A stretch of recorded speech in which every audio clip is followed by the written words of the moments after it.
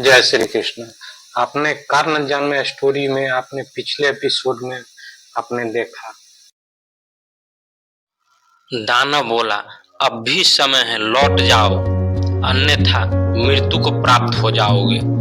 तुम्हारे ये बाण मुझ तक पहुंचे इसमें मुझे संदेह है, परंतु ये सूचना मगध नरेश तक पहुंच गई कि मुझ पर अंगवासियों ने आक्रमण किया है, तो अंग प्रदेश का अस्तित्व मिट जाना निश्चित है। तो कर्ण बोला मैंने अंग के अस्तित्व मिलाने के लिए ही धनुष उठाया हूँ, और गुस्से में बोला सावधान। और कर्ण ने दानव पर बाण संधान कर दिया, और बाण दानव तक पहुंचता तभी रास्ते में ही बाण को पितामह का बाण ध्वस्त कर दिया।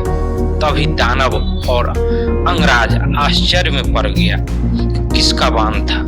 तभी दानव का नजर और अंगराज कर्ण का नजर पितामह पे चला गया, और पितामह धनुष बाण लिए खड़े थे। आश्चर्य से कर्ण पितामह की ओर देखता रहा, और पितामह गुस्से में कर्ण की ओर देखता रहा।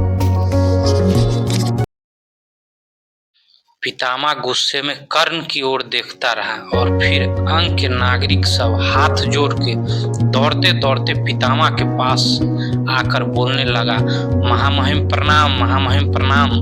और पितामह कर्ण के पास जाके बोले मैंने तुम्हें सावधान किया था कर्ण कि एक राजा और योद्धा में अंतर होता है। सर्वोत्तम राजा वो नहीं जो युद्ध के लिए प्रस्तुत हो जाए, वह है जो प्रजा के हित में निर्णय ले और युद्ध को टाल दे।